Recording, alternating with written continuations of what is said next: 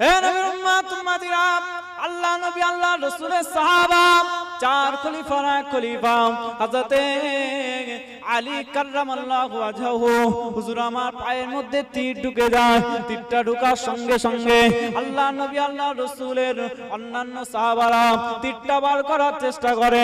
না না না না, হাত দেওয়া যায় না, টাচ করা যায় না, তীরটা বার করার জন্য টাচ পর্যন্ত করা যায় না।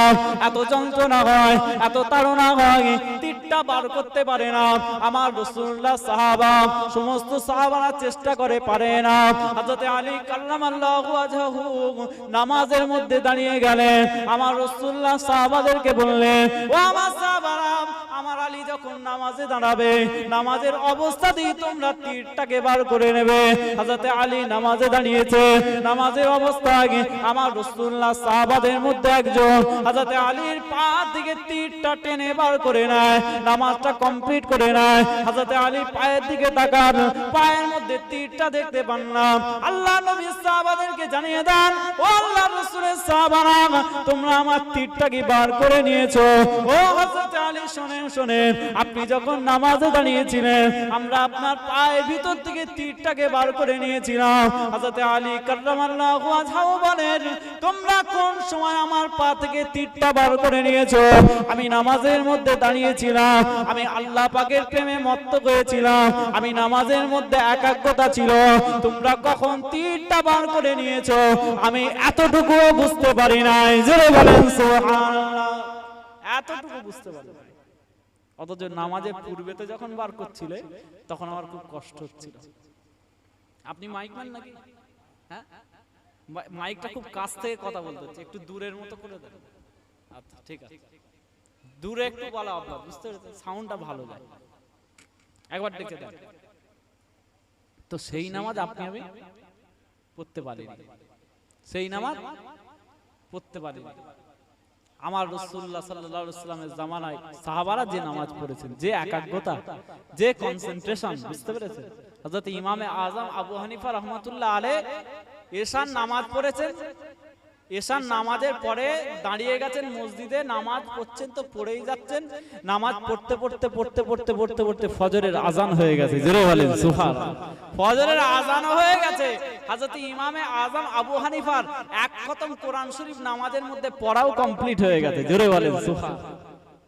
তাদের অনুসারী অনুগামী দাবি করে, ফুরফুরা সিলসিলা দাবি করে, ফুরফুরার মুজাদ্দিদে জামান আবু বকর সিদ্দিকী দাদা হুজুর কেবলার ভক্ত অনুসারী মুরিদ দাবি করে, নারে তাকবীর আল্লাহু আকবার, ফুরফুরা শরীফ জিন্দাবাদ করে লড়ি ভর্তি করে ফুরফুরা শরীফ যে জিয়ারত করে এসে আমাদের দিলের অবস্থাই ভালো নেই।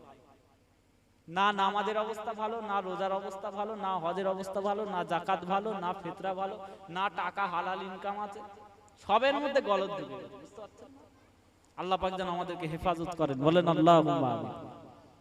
ভাই আমার দোস্তরা, নওজওয়ানেরা, হে নবীর উম্মত উম্মতিরা, আল্লাহ নবী আল্লাহ রাসূলের সমস্ত সাহাবারা জানিয়ে দেন, আল্লাহ নবী আল্লাহ রাসূল সাল্লাল্লাহু আলাইহি ওয়াসাল্লাম যখন ফজরের আযান দিয়ে দেয়, হযরত বেলাল রাদিয়াল্লাহু তাআলা আনহু ফজরের আযান দিয়ে দেয়। ফজরের আযান দেওয়ার সঙ্গে সঙ্গে হযরত বেলাল রাদিয়াল্লাহু তাআলা আনহুর আযান শুনে আমার রাসূলুল্লাহ বাড়ি থেকে বেরিয়ে যান।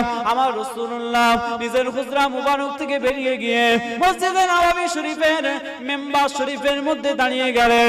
মিম্বার শরীফের মধ্যে দাঁড়ানোর সঙ্গে সঙ্গে আমরা আল্লাহ নবী আল্লাহ রাসূলের সাহাবারা, আমরা আমার রাসূলুল্লাহর পিছনেতে কাতারে কাতারে কাতারে কাতারে আমরা সারিবদ্ধভাবে দাঁড়িয়ে যেতাম, আমার রাসূলুল্লাহর পিছনে দাঁড়িয়ে যেতাম। সমস্ত সাহাবারা কম্পিটিশন করতাম, সমস্ত সাহাবারা প্রতিযোগিতা করতাম, সমস্ত সাহাবারা প্রতিযোগিতা কম্পিটিশন করতাম, কে সর্বপ্রথমে গিয়ে আমার রাসূলুল্লাহর পিছনে প্রথম কাতারে দাঁড়িয়ে মসজিদে নববী শরীফের মধ্যে নামাজ পড়তে পারে। জোরে বলেন সুবহানাল্লাহ। আমার রাসূলুল্লাহ সাহাবাদের কম্পিটিশন প্রথম কাতারের জন্য, আর আপনার আমার কম্পিটিশন শেষ কাতারের জন্য। পার্থক্য আছে না নাই? আমার নবীর ওয়াজ হচ্ছে ফজরের পরে, আপনার আমার ওয়াজ শুরু হচ্ছে এশার পরে। তফাৎ আছে না নাই? কথা বুঝতে পারছেন? পার্থক্য কতটা করেছে বুঝতে পারছেন? আমার নবী ফজরের পরে ওয়াজ করতেন, ফজরের পরে কিছুক্ষণ ওয়াজ করতেন সাহাবাদেরকে নিয়ে, ওয়াজ করে তারপর সব সাহাবারা যে যার কাজে চলে যেতেন। আর আমাদের ওয়াজটা শুরু হয় এশার পরে। ইসলামটাকে তো আমরা বুড়ো করে ফেলেছি। ইসলাম জওয়ান, কিন্তু আমরা তো জোর করে টেনে টেনে বুড়ো করেছি। এশার পরে আর এনার্জি থাকে? এনার্জি ফজরের পরে থাকে। বুঝতে পারছেন না? আমার রাসূলের সাহাবারা কি সুন্দর করে ওয়াজ শুনতেন। আমার আপনার মতো এরকম ওয়াজ তারা শুনতেন না। আমার দোস্তরা নওজওয়ানেরা, এ নবীর উম্মত উম্মতিরা, আমার রাসূলুল্লাহ সাল্লাল্লাহু আলাইহি ওয়াসাল্লাম ফজরের নামাজটা পড়িয়ে দেন। ফজরের নামাজটা পড়িয়ে দিয়ে আমার রাসূলুল্লাহ মিম্বার শরীফের মধ্যে ঘুরে বসে যান। আমার রাসূলুল্লাহ ঘুরে বসে যাওয়ার সঙ্গে সঙ্গে আমার রাসূলুল্লাহ সাহাবারা আবু বকর সিদ্দিক থেকে শুরু করে, ফারুক আযম থেকে শুরু করে, আবু হুরায়রা থেকে শুরু করে, আব্দুল্লাহ ইবনে আব্বাস থেকে শুরু করে, আব্দুল্লাহ ইবনে মাসউদ থেকে শুরু করে, হানজালা থেকে শুরু করে হযরতে আপনার কি আমার রাসূলুল্লাহ সমস্ত এক এক করে সাহাবারা, আমার রাসূলুল্লাহ সমস্ত সাহাবারা, উসমান গনি থেকে শুরু করে হযরতে আলী কাররামাল্লাহু ওয়াজহু থেকে শুরু করে সকলে আমার রাসূলুল্লাহ সামনে বসে বসে ওয়াজ শুনতেন, ওয়াজ শুনতেন, ওয়াজ শুনতেন। এত সুন্দর ব্যবস্থাপনা নয়, এত সুন্দর ফ্যানের ব্যবস্থা নয়, এত সুন্দর প্যান্ডেল লাইট চাকচিক্য নয়, এত সুন্দর মাইকের ব্যবস্থা নয়। আমার রাসূলুল্লাহ যখন ওয়াজ করতেন, ওয়াজ করতেন, ওয়াজ করতেন, সেই সময়কার মসজিদে নববী শরীফ আজকের মতো মসজিদে নববী শরীফ নয়, আজকের চাকচিক্য মসজিদে নববী শরীফ, আজকে সোনায় মোড়া মসজিদে নববী শরীফ। আমার রাসূলুল্লাহ জামানায় একটা খেজুর গাছের খুঁটি আর খেজুর পাতার চাউনির মসজিদে নববী শরীফ। জোরে বলেন সুবহানাল্লাহ। আমার রাসূলুল্লাহ ওয়াজ করতেন, ওয়াজ করতেন, ওয়াজ করতেন, ওয়াজ করতেন। সাহাবায়ে কেরামরা বসে বসে চাতক পাখির ন্যায় ওয়াজ শুনতেন। সাহাবায়ে কেরামরা আমার রাসূলুল্লাহ নূরানি চেহারার দিকে তাকিয়ে থাকতেন। আমার রাসূলুল্লাহ নূরের জবান থেকে ওয়াজ শুনতেন। আল্লাহ নবী, আল্লাহ রাসূলের সাহাবারা জানিয়ে দেন, আমার নবী পাক যখন ওয়াজ করতেন, ওয়াজ করতেন, ওয়াজ করতেন, আমরা আমার রাসূলুল্লাহর সোনার নূরানি চেহারা মুবারকের দিকে তাকিয়ে থাকতাম। আমরা আমার রাসূলুল্লাহ সোনার জবান থেকে, নূরানি জবান থেকে, নূরানি সোনার ঠোঁট নাড়ানো জবান থেকে ওয়াজ শুনতাম। আমার রাসূলুল্লাহ ঠোঁট দিয়ে ওয়াজ শুনতে শুনতে শুনতে শুনতে আমাদের চোখ দিয়ে এত পানি বেরোতো, আমাদের চোখের পানিতে দাড়িগুলো ভিজে যেত, আর আমাদের দিলগুলো, অন্তরগুলো আল্লাহর ভয়ে সশঙ্কিত হয়ে আমাদের দিলগুলো আয়না হয়ে যেত। জোরে বলেন সুবহানাল্লাহ। তাহলে ওয়াজ শুনতে শুনতে শুনতে শুনতে আমাদের দিলগুলো এমন একটা হাল তৈরি হতো, আমাদের দিলগুলো আয়না হয়ে যেত, আয়নার মতো চকচকে হয়ে যেত।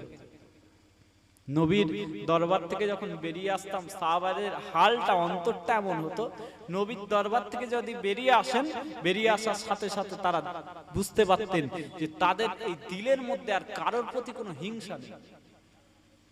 বলবেন না সুবহানাল্লাহ?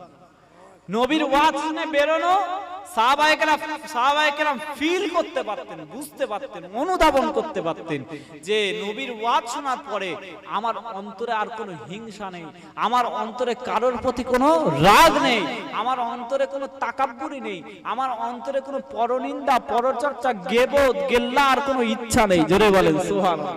আমার অন্তরের মধ্যে হারামের কোনো ইচ্ছা নেই। যে এইরকম ওয়াজ নবী পাক করতেন, আর এরকম ওয়াজ শুনলে তাদের দিলগুলো আয়না হতো, দিলগুলো চকচকে হয়ে যেত। প্রত্যেকের শরীরের মধ্যে একটা গোশতের টুকরো আছে, ওটা যদি ভালো থাকে তবেই শরীরটা ভালো। আলা ইন্না ফিল জাসাদে মুদগাতান ইযা সালুহাত সালুহাল জাসাদে কুল্লুহু ওয়া ইযা ফাসাদাত ফাসাদাল জাসাদে কুল্লুহু আলা ওয়াহিয়াল কাল। ও দুনিয়ার মুসলমান, আমার নবী পাক জানিয়ে দিয়েছে প্রত্যেকটা মানুষের শরীরের মধ্যে একটা গোশতের টুকরো আছে। ওই গোশতের টুকরোটা যদি ভালো থাকে, ওই গোশতের টুকরোটা যদি পরিষ্কার থাকে, তাহলে তার গোটা শরীরটাই পরিষ্কার। আর ওই গোশতের টুকরোটা যদি নোংরা হয়ে যায়, গোটা শরীরটা নোংরা। তুমি যত সাবান মাখো, তুমি যত জালি দিয়ে শরীর ডলাডলি করো, তুমি যত সাবান মাখো, শ্যাম্পু মাখো, তুমি যত লোশন মাখো আর অলিভ অয়েল তেল মাখো, তোমার শরীরটা পরিষ্কার নয়, পরিষ্কার নয়। তোমার শরীরটা তখনই পরিষ্কার যখন তোমার দিলটা পরিষ্কার। জোরে বলেন সুবহানাল্লাহ। আলা ওয়াহিয়াল কলব, ওটা হচ্ছে তোমার ওই কলব। বুঝতে পারো না? ওটা হচ্ছে তোমার কলব, তোমার দিল, তোমার অন্তর। তোমার অন্তর দুনিয়ার জায়গা পাবে না। দুনিয়ার হারাম কাজ, দুনিয়ার গিবত, দুনিয়ার গেল্লা, দুনিয়ার মেরে নেওয়া, কেটে নেওয়া, পরনিন্দা, পরচর্চা, দুনিয়ার কিচ্ছু তোমার অন্তরে জায়গা পাবে না যদি তোমার অন্তরে আল্লাহর রাসূল জায়গা পায়। জোরে বলেন সুবহানাল্লাহ। যদি তোমার দিলের মধ্যে আল্লাহর রাসূল জায়গা পায়, তাহলে দুনিয়ার কোনো হারাম কাজ তোমার দিলের মধ্যে ঢুকতে পারবে না। আর যদি নবী আর আল্লাহর জায়গাটা তুমি সংক্ষিপ্ত করে দাও, তাহলে গোটা দুনিয়ার যত ফিতনা তোমার দিলের মধ্যে এসে জুটবে। বুঝতে পারছেন? নামাজে দাঁড়াবেন, মসজিদে নামাজে দাঁড়াবেন, আপনার জুম্মার নামাজই হোক, সবচেয়ে গুরুত্বপূর্ণ নামাজ তো নাকি সপ্তাহের মধ্যে সবচেয়ে গুরুত্বপূর্ণ নামাজ। আজকে জুম্মার দিন ছিল, জুম্মার নামাজ। আচ্ছা, আপনাদের এখানে জুম্মার নামাজে মসজিদটা ভর্তি হয়ে যায় নাকি? এই মসজিদটা পুরো বাইরে পর্যন্ত ভর্তি হয়ে যায়?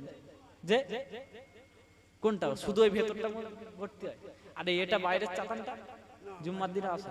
তা ওয়াক্তিয়া নামাজে কি অবস্থা? এক কাতার, তিন কাতার, দু কাতার? মাশাআল্লাহ। যাই হোক, আল্লাহ পাক যেন মুসল্লিটাকে বাড়িয়ে দেন, বলেন আল্লাহুম্মা আমিন। ওই মসজিদের উন্নতি কল্পেই তো বসে আছেন নাকি এতক্ষণ ধরে, যেন আল্লাহ পাক ওই মসজিদটাকে কবুল করে নেন, বলেন আল্লাহুম্মা আমিন। এই পিছনটা ঢালাই বাকি আছে, আপনারা সব দান করবেন, যে সবাই দান করবেন যেন ঢালাইটা মাশাআল্লাহ কমপ্লিট হয়ে যায়। তারপরে ভেতরটা আপনারা সুন্দর করে মার্বেল টার্বেল পাথর দিয়ে আরো সুন্দর হবে নাকি ইনশাআল্লাহ? জোরে বলেন ইনশাআল্লাহ। আল্লাহর ঘরের ব্যবস্থা কে করে দেবেন? আমার আল্লাহ।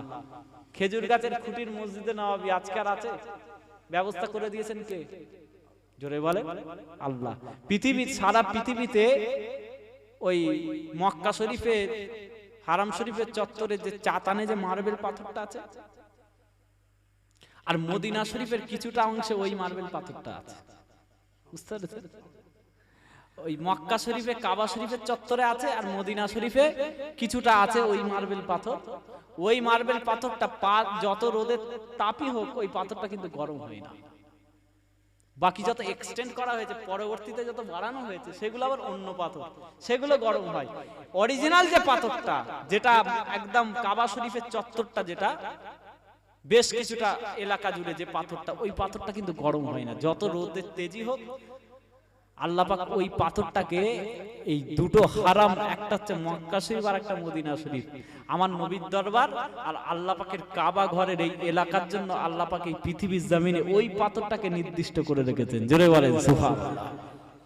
নবীর জামানাতে হয়নি, কিন্তু এই পাথরটা কোন একটা দেশে একটা ছোট পাহাড়, ওই পাথরের পাহাড়, সেই পাহাড়টুকুই শুধু ওই পাথরটা ছিল, আর ঘুরে ঘুরে ওই পাথরটা টোটালি মক্কা শরীফ আর মদিনা শরীফে লেগেছে। এখন আর ওই পাথরটার দুনিয়াতে অস্তিত্ব নাই। বুঝতে পেরেছেন? তাহলে আল্লাহ পাক ব্যবস্থা করে দেবে। নবীর জামানায় ছিল না, রাসূলদের ইব্রাহিম আলাইহিস সালামের জামানায় যখন কাবা শরীফ নির্মাণ হয়, তখন ওসব পাথর ছিল না, কিন্তু আল্লাহ পাক নির্দিষ্ট করে রেখেছেন পরবর্তীতে কি হবে। সুতরাং আপনাদের এই মসজিদে একসময় অন্যরকম ছিল। মসজিদে নববী শরীফও খেজুর গাছের খুঁটি ছিল।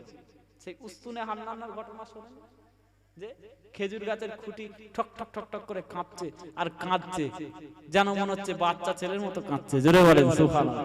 তার অন্তরে নবী মুহাম্মদ ঢুকিয়ে দিয়েছে কে? আমার আল্লাহ। তাহলে সব কিছুই আমার আল্লাহ পাক ব্যবস্থা করে দেবে।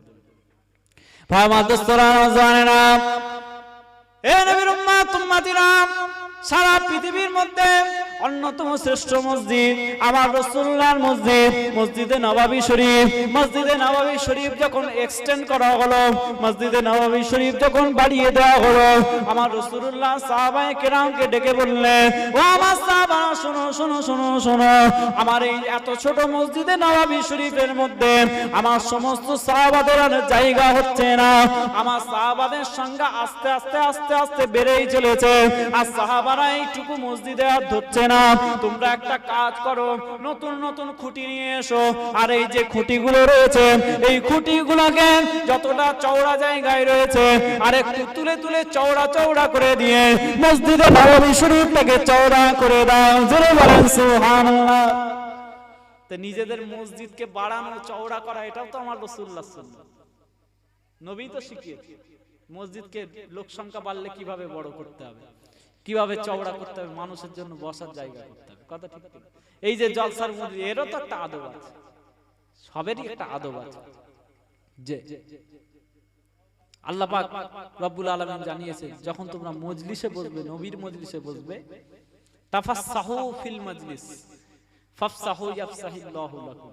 তোমরা মজলিসে যখন বসবে তখন মজলিসটা প্রশস্ত করে দেবে, যেন আরো মানুষ এসে বসতে পারে। ফাফসাহু ইয়াফসাহিল্লাহু লাকুম। তোমরা যদি মজলিসকে প্রশস্ত করে দাও, তাহলে আমার আল্লাহ পাক তোমাদের জন্য আবার জায়গার ব্যবস্থা করে দেবেন। কোথায়? ফিল জান্নাহ, আল্লাহর দয়ার জান্নাতে। জোরে বলেন সুবহানাল্লাহ। তো কুছ পানে কে লিয়ে কুছ খোনা ভি পড়তা, কিছু পেতে গেলে কিছু স্যাক্রিফাইস করতে হয়।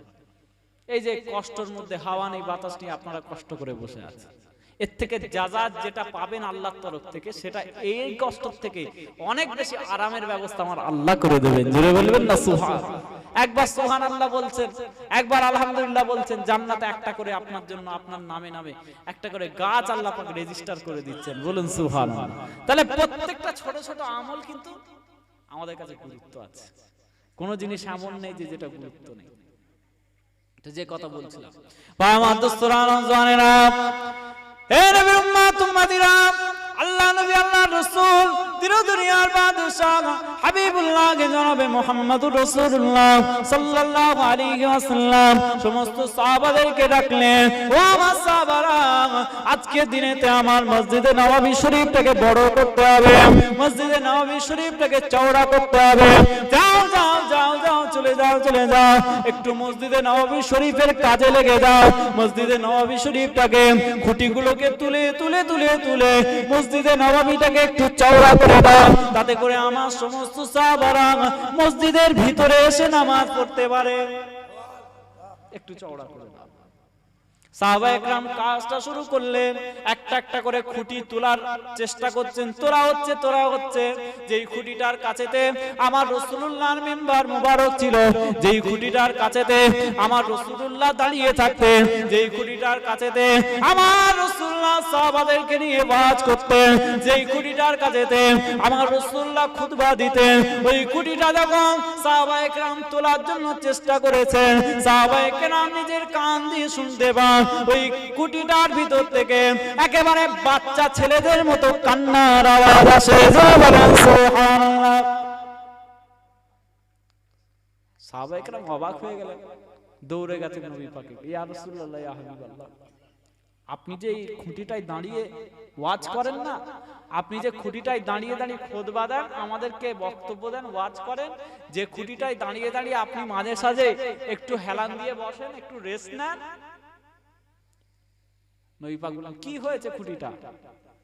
ইয়া রাসূলুল্লাহ, ইয়া হাবিবাল্লাহ, ওই খুঁটিটার ভিতর থেকে বাচ্চা ছেলেদের মতো কান্নার আওয়াজ আসছে। আমার নবী পাক বললেন, ওর সাথে আমার সম্পর্ক তৈরি হয়ে গেছে। জোরে বলেন সুবহানাল্লাহ। আমার টাচ পেয়েছে। আমি মাঝে মাঝে হেলান দিয়ে দাঁড়াই, আমি মাঝে মাঝে ওর শরীরে হাতটা দিয়ে একটু দাঁড়াই, আমি মাঝে মাঝে যখন বক্তব্য দিতে দিতে শরীরটা খারাপ হয়, একটু এরকম ঠেস দিয়ে হেলান দিয়ে বসি, আমি মাঝে মাঝে ওর শরীরে ভর দিয়ে আমি তোমাদেরকে ওয়াজ করি, বক্তব্য দিই, খুতবা দিই। এই যে একটা টাচ, এই যে একটা রিলেশন, একটা তাল্লুক আমার সাথে তৈরি হয়ে গেছে। আমার দোস্তরা নওজওয়ানেরা, হে নবীর উম্মত উম্মতিরা, আল্লাহ নবী আল্লাহ রাসূল সাল্লাল্লাহু আলাইহি ওয়াসাল্লাম ওই খুঁটিটার সামনে গিয়ে দাঁড়ান, ওই খুঁটিটার গায়ে মাথাতে হাত বুলিয়ে দেন, ওই খুঁটিটার শরীরের মধ্যে হাত বোলান, ওই খুঁটিটার শরীরের মধ্যে হাত বোলাতে বোলাতে আমার রাসূলুল্লাহ জিজ্ঞাসা করেন, ও বাবা উস্তুনে হান্নানা, তোমার কি হয়েছে বাবা? ওই খুঁটির ভাষাটাও আমার রাসূলুল্লাহ নিজে কানে শুনতে পান।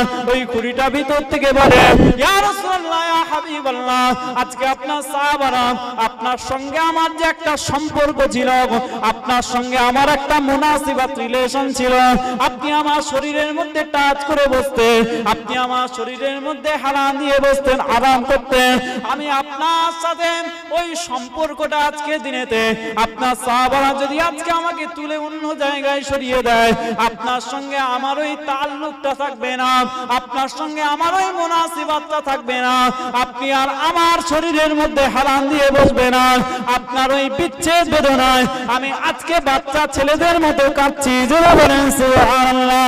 আমার রাসূলুল্লাহ জানিয়ে দেয়, ও বাবা খেজুর গাছের খুঁটি, যাও যাও, আজকে আর কাঁদতে হবে না, তোমার সঙ্গে দুনিয়াতে আমার যেমন সম্পর্ক, আমার আল্লাহ পাক রব্বুল আলামিন তোমার সঙ্গে জান্নাত পর্যন্ত আমার সঙ্গে একই রকম সম্পর্ক থেকে যাবে। জোরে বলেন সুবহানাল্লাহ। আজকেও আপনি মসজিদে নববী শরীফে ঢুকবেন, যারা মদিনা শরীফ যায় তাদেরকে জিজ্ঞাসা করবেন, যারা একটু খোঁজ খবর নিতে পারে, শুধু ঘুরে চলে আসে যেমন ফুরফুরায় যায়, ওরা মদিনায় গেলে তাকে জিজ্ঞেস করলে পারবে। যারা টোটো করে ঘুরতে যায়, কিরাম দেখতে রে, ওরে বাপ রে, কিরাম গম্বুজ রে, কিরাম ডিজাইন রে, কিরাম এইসব জিনিস দেখতে যারা যায়, এই যারা জিনিস দেখতে যায় তারা বলতে পারবে। যারা দিলে আমার রাসূলের মোহাব্বত নিয়ে মদিনা শরীফে গেছে, তাদের জীবনের গুনাহটাও মাফ করে চলে এসেছে, তার সাথে সাথে তারা মদিনা শরীফের ইতিহাসটাও নিজেদের বুকের মধ্যে ধারণ করেছে। জোরে বলেন সুবহানাল্লাহ। বুঝতে পারেন, পয়সা থাকলেই মদিনায় যাওয়া যায় না বাবা। কোটি কোটি মানুষ, বহু মানুষের কোটি কোটি টাকা আছে, খবর নিয়ে দেখেন একজনও যেতে পারেনি। মদিনায় যাওয়াটা অত সহজ নয়। আল্লাহ পাক যাকে লিখে রাখেন সেই কাবা শরীফে যেতে পারে, সেই আমার নবীর দরবারে যেতে পারে। জোরে বলেন সুবহানাল্লাহ।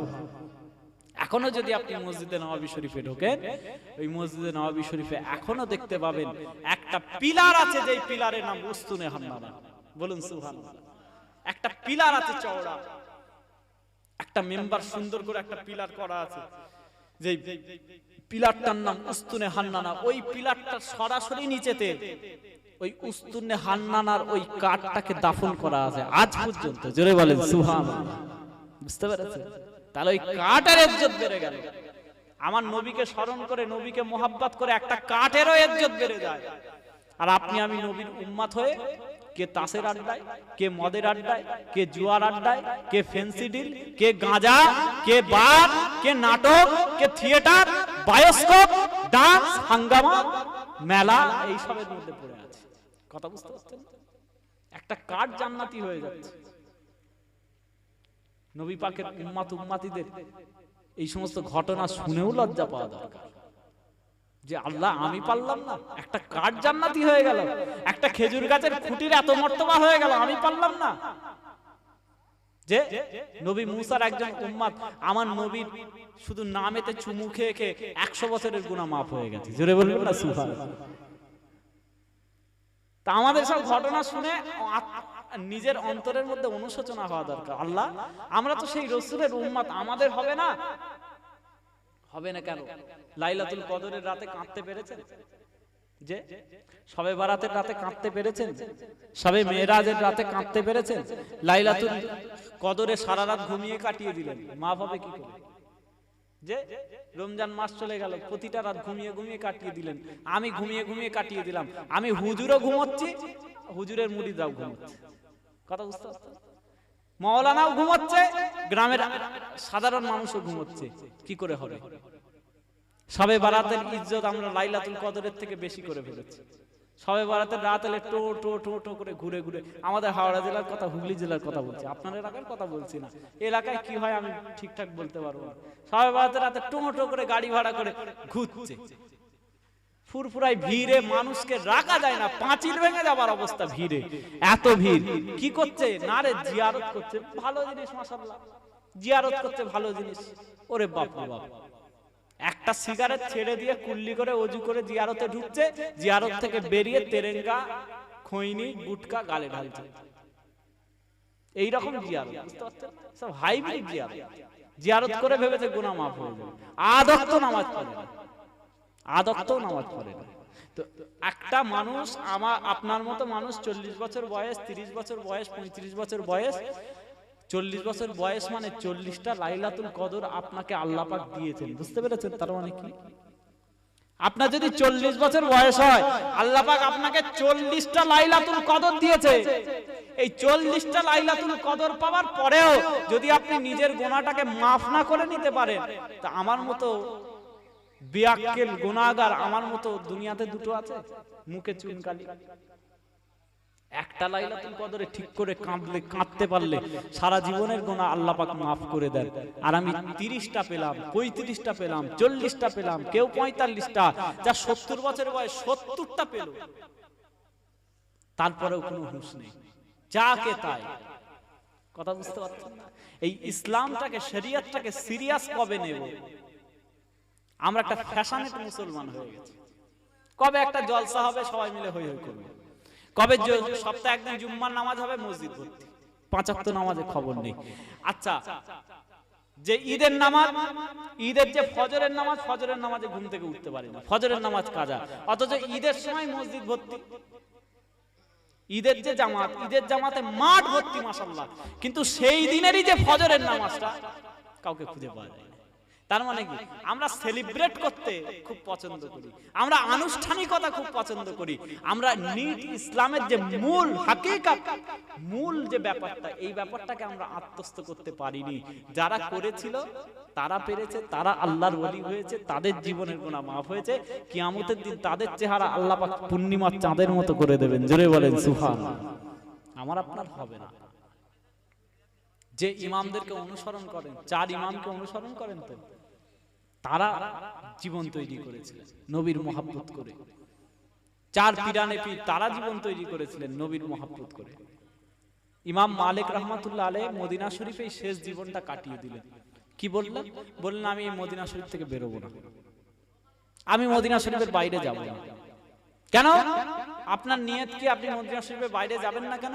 আমার নিয়ত হচ্ছে আল্লাহ পাক যেন আমার মওতটা মদিনা শরীফের মধ্যে করেন। জোরে বলেন সুবহানাল্লাহ।